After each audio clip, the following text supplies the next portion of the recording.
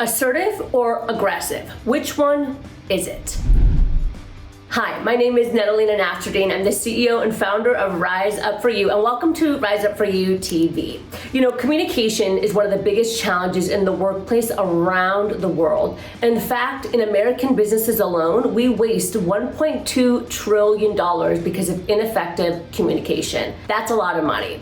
Everybody has a different communication style. Perhaps we grew up in a household that was more passive, and so we communicate that way. Maybe we grew up in a household that was really passionate and exciting, and you were able to express, and so that's how you communicate today. But communication oftentimes can create tension, and it could create a lack of understanding if we don't receive communication in a way that feels comfortable for us. Now, the interesting thing about this is that we can often misclassify how somebody is communicating based off of our feelings. Earlier, I gave you the example assertive versus aggressive. All too often in the workplace, we can actually mix these two words up and change the terminology without meaning to. What I mean by that is, if we come from a place of communication that's passive, maybe a little bit withdrawn or held back, we can see communication as aggressive even if it's really assertive. Now, language is really important in the workplace, because if we are labeling or mislabeling a style of communication,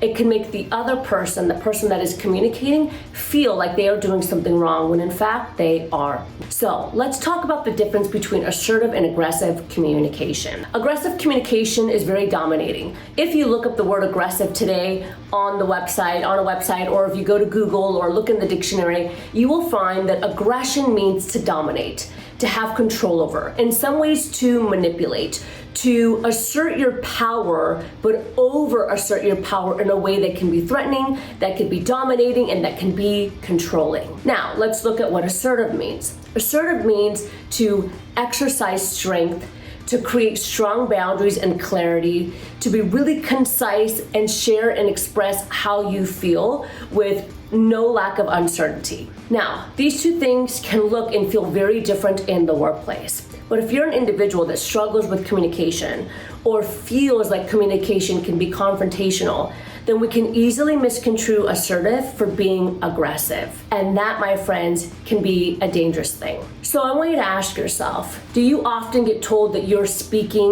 or writing emails that are aggressive and in your opinion they're assertive? Or do you accidentally mislabel assertive communication for being too aggressive? Here's how you can tell. First thing is that when you're writing an email or when you're speaking with individuals, we want to make sure that we always use I languaging. I feel, I'm unclear, I'm disappointed. This helps take away some of the defensiveness that can potentially occur when you're sharing and expressing yourself in an email or with your team. The second thing we want to make sure is that we're not putting simple threats or small threats in an email or in a conversation. For example, we're saying, if this doesn't happen, then A, B, C, and D will occur, especially when you're speaking with a stakeholder or a potential client or a partner of yours. Instead, we want to find solutions. We want to say, I'd like to see A, B, C, and D happen moving forward. And the third thing we want to do whenever we're writing email or potentially having a conversation is role play it or send it to our personal board of counsel ahead of time to get some feedback. This recently happened to me, for example. I sent an email that I thought was pretty assertive, and I got some feedback that it was aggressive. So I instantly took that email and I sent it to 3 CEOs that are part of my council.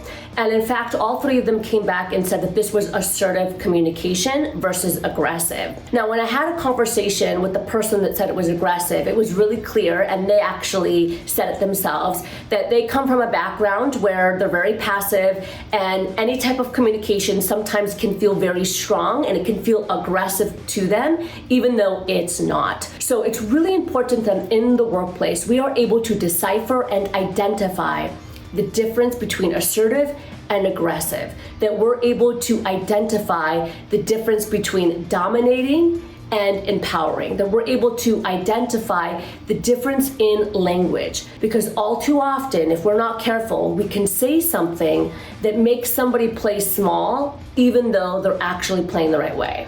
Now that was a great learning lesson for everybody. Now, moral of the story and this video is do your best to avoid mislabeling your team members and their communication. As a team, we want to make sure that we can decipher situations accurately and precisely. And for any reason, if you feel like you don't have a great pulse on it, always ask for feedback from team members that aren't directly involved. And I always say avoid using names. We want to try to keep everything as discreet as possible. This will help you get a better pulse on the situation and understand, is this your interpretation or is this a normal interpretation that we would consider aggressive or assertive in the communication? Hope that helps.